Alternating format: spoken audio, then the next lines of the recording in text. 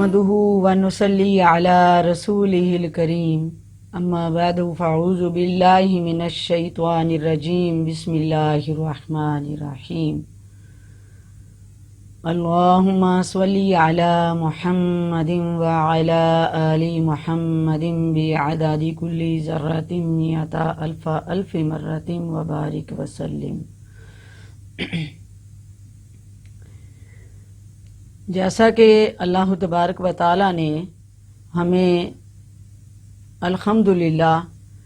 یہ ٹائم دیا ہے کہ ہم کچھ مخصوص راتوں میں اس کا ذکر کر سکیں اور اپنے گناہوں کی معافی مانگ سکیں، اور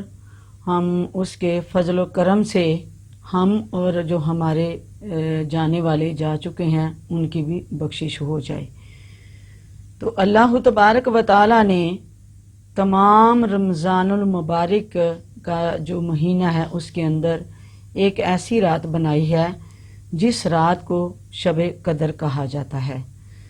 یہ رات وہ بابرکت رات ہے جس رات میں اللہ تبارک و تعالیٰ نے اپنا قرآن مجید نازل فرمایا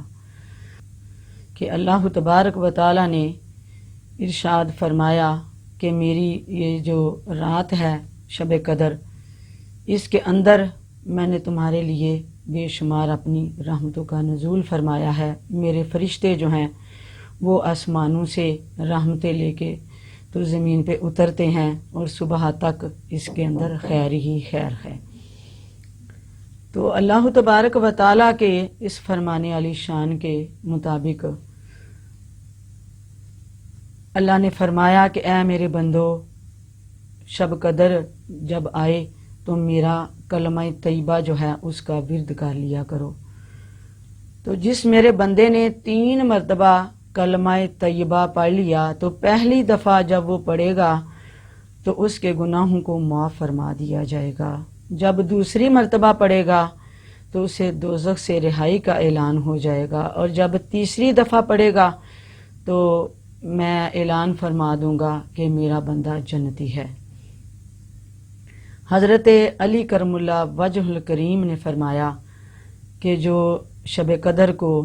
سورۃ القدر 7 مرتبہ پڑھے گا، میرا رب اس کے لیے جنت کے 7 دروازے کھول دے گا، اور اس کے لیے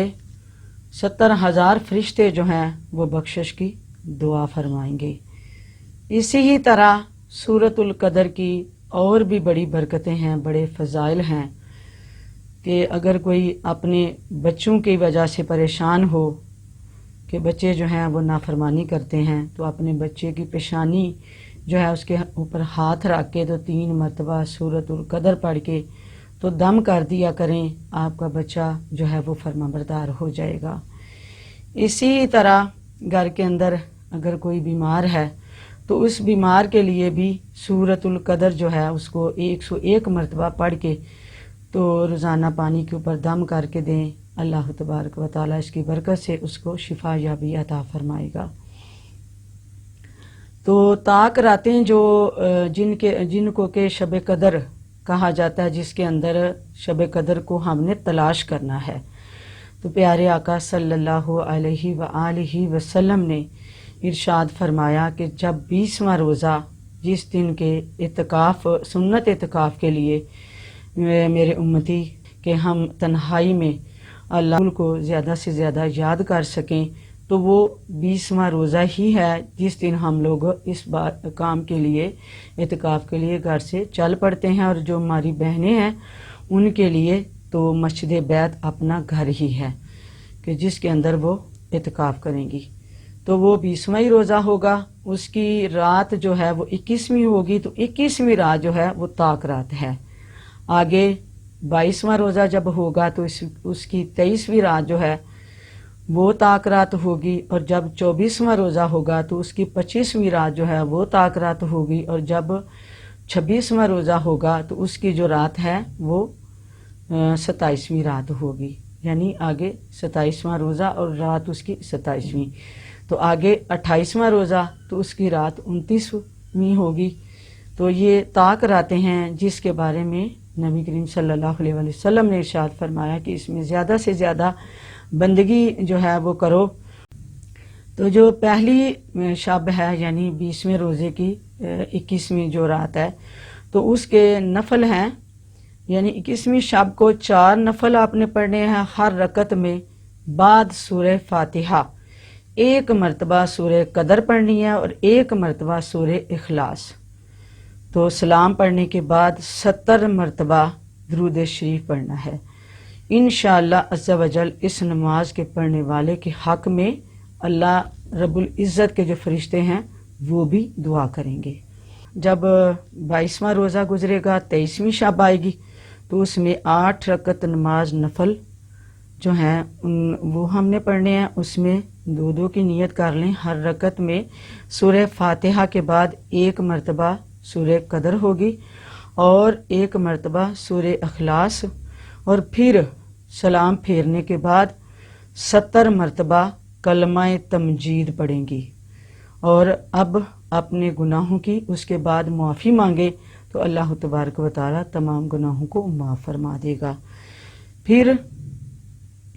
جب آ جائے گا 24واں روزہ، 24واں روزہ ختم ہوگا تو رات 25ویں شروع ہو جائے گی، تو اس کے بھی نفل ہیں کہ 4 نفل آپ نے پڑھنے ہیں، ہر رکعت میں سورہ قدر جو ہے اس کو 3 مرتبہ پڑھنا ہے، سورہ اخلاص 3 مرتبہ، اور اس کے بعد جب آپ نے سلام پھیر لینا ہے تو 70 مرتبہ کلمہ شہادت پڑھنا بہت افضل ہے۔ پھر اس کے آگے 26واں روزہ اور 27ویں رات، 26واں روزہ 27ویں رات، جس رات کے قرآن مجید نازل ہوا، تو اس میں بھی یہ ہے کہ زیادہ سے زیادہ آپ کلمہ شریف کا ورد کریں، درود پاک پڑھیں، اور دعا جو ہے وہ یہ پڑھنی ہے، اللہم انک عفو تحب العفو فاعف عنی، اور اس میں جو آپ نے نوافل ادا کرنے ہیں وہ 4 نفل جو ہیں ان کی آپ نیت کریں گی، ہر رکعت میں سورہ فاتحہ کے بعد 1 مرتبہ سورۃ التکاثر اور 3 مرتبہ سورہ اخلاص پڑھنی ہے۔ اس کے بعد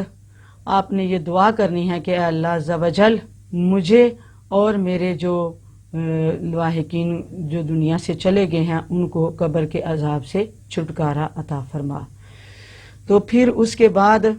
آ جائے گی 28واں روزہ ہوگا تو 29ویں رات آئے گی، تو اس میں 4 رکعت نماز نفل آپ نے پڑھنے ہیں، ہر رکعت میں بعد سورہ فاتحہ کے 1 مرتبہ سورہ اخلاص اور 5 مرتبہ آپ نے پڑھ لینی ہے آیت الکرسی ہے، اور سلام پھیرنے کے بعد آپ نے درود پاک کی تسبیح پڑھنی ہے۔ اللہ تبارک و تعالی ہم سب کو یہ عمل کرنے کی توفیق عطا فرمائے، اور اللہم انک عفو تحب العفو فاعف عنی، اس دعا کا ورد آپ نے عشرے میں ہی رکھنا ہے، کیونکہ پورے عشرے میں ہم جب اٹھتے بیٹھتے اس دعا کو جو ہے اس کا ورد کرتے رہیں گے تو اس سے اللہ تبارک و تعالی نے فرمایا کہ میں جو جن پہ جہنم میری واجب ہو چکی ہے ان کو بھی آزاد کروں گا، اور جو پڑھنے والا ہے اس کو اپنی جہنم سے محفوظ رکھوں گا۔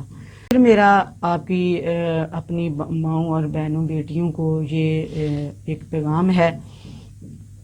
کہ اگر آپ کو یہ میرا پیغام دینا اچھا لگے تو زیادہ سے زیادہ آپ اس کو لائک بھی کریں، دوسروں کو شیئر بھی کریں، اور اگر کوئی آپ نے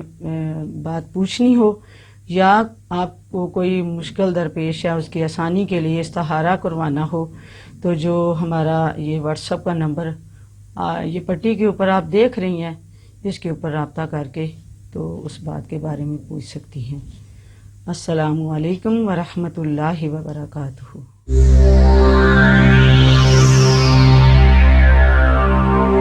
Shahi One Islamic Channel